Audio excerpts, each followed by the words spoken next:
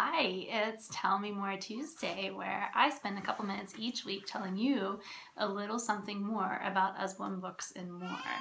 So last night, I was spending a little bit of time with my kindergartner working on her rhyming and her rhyming words using our learning palette, which has been a super fun, really cool tool that I really like, and I'm hoping to get to review it sometime in the future. But anyway, I asked her to go pick the book that she wanted to read for this evening, and she picked That's Not My Meerkat. And if you saw my review a couple of weeks ago, I talked about our That's Not My series, and I told you my five favorite things about That's Not My series. And it's just a great book for if you have toddlers or preschoolers, and in my opinion, if you have kindergartners or first graders who are learning to read, it's just really great for that beginner reading and building that confidence. But anyway, she started to ask me about the meerkat and what the meerkat was, and she was kind of all confused because meerkat was spelled with a K instead of a C-A-T,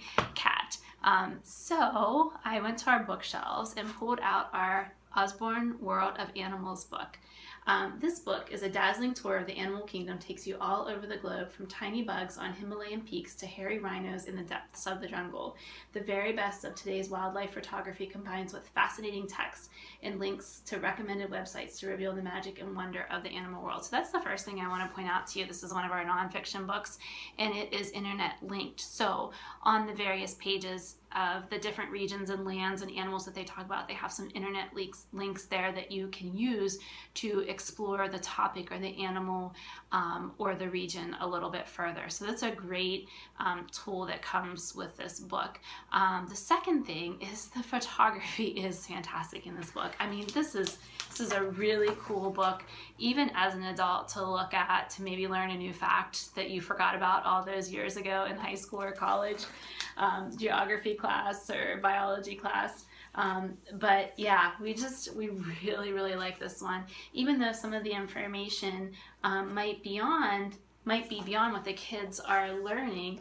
The pictures are fantastic, and it still doesn't hurt to read them. So she was asking about meerkats, and I don't really know much about meerkats, except for if you remember a few years ago, there was that documentary type, reality type show, Meerkat Manor. Yeah, that was a lot of fun, huh?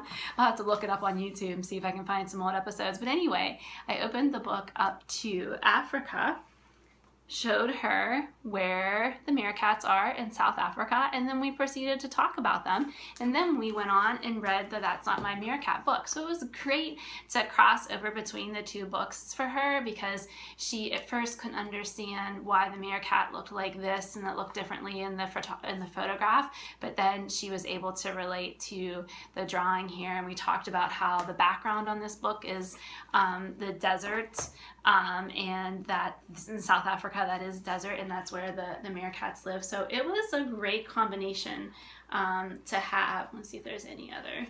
Oh, there's also this great fact file, glossary, and index. So this is kind of fun, because then you can teach your kids how to use glossaries and index and cross-references and things like that. So we had a lot of fun using these two books. This is a really great resource with the beautiful pictures. And hope you enjoyed that today, and I'll see you back next week.